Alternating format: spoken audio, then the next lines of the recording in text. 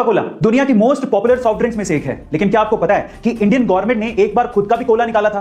क्या है इसके पीछे की कहानी और क्या हुआ हमारी सरकारी कोला का, जानते हैं इस वीडियो में।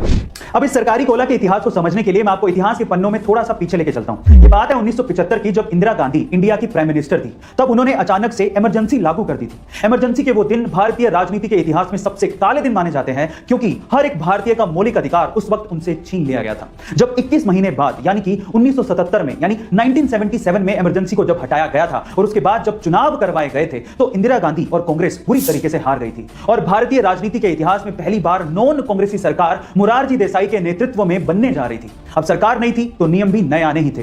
कुछ नए नियमों में एक नियम यह भी था कि अगर कोई मल्टीनेशनल कंपनी इंडिया में अपना बिजनेस चलाना चाहती है तो उसे इंडियन पार्टनर्स चुनने होंगे और उनको 60% हिस्सेदारी देनी होगी। अब इसमें कोका कोला भी शामिल थी, लेकिन कोका कोला को यह चीज मंजूर नहीं थी। वो अपनी रेसिपी इंडियन इन्वेस्टर्स के साथ साझा नहीं करना चाहती थी। गाइस, मैं आपकी जानकारी के लिए आपको बता दूं कि आज भी कोका कोला की रेसिपी पूरी दुनिया में सिर्फ 2 लोगों को पता है और उन्हें पूरी निगरानी के साथ रखा जाता है, और वो भी कोका कोला के बहुत ही विश्वासी 2 लोग हैं। लेकिन तब कोका कोला को यह मंजूर नहीं था और इसीलिए उन्होंने इंडिया में अपने ऑपरेशंस को बंद कर दिया था। अब इस कहानी में आया असली ट्विस्ट। जब कोका कोला कंपनी ने भारतीय मार्केट को छोड़ दिया था, तब भारत की सरकार ने सोचा कि क्यों ना इतने बड़े मार्केट को हम खुद कैप्चर करें और क्यों ना अपना एक कोला लॉन्च करें।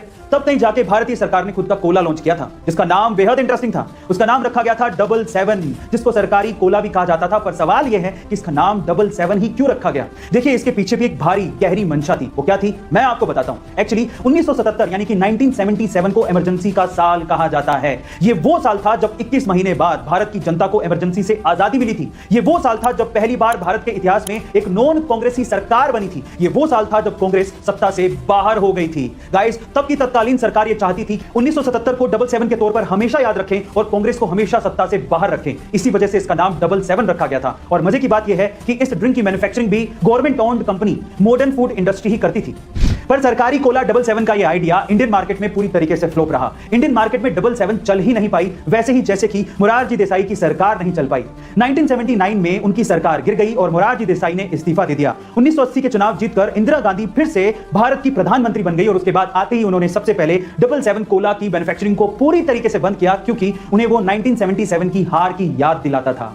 Now moral of the story, 1977 की वो इमरजेंसी एक काला अध्याय था और जनता ने इसके लिए कांग्रेस को सबक भी सिखाया था। लेकिन उसी त्रासदी को अपनी ढाल बना के किसी कोल्ड ड्रिंक का नाम रख देना, यह भी शायद जनता को पसंद नहीं आया और इसका खामियाजा कहीं ना कहीं दूसरी सरकार को भी भुगतना पड़ा था। इसलिए कहते हैं अपनी सोच सही रखना बेहद जरूरी है, और इस पे यह कहावत बिल्कुल सटीक बैठती है।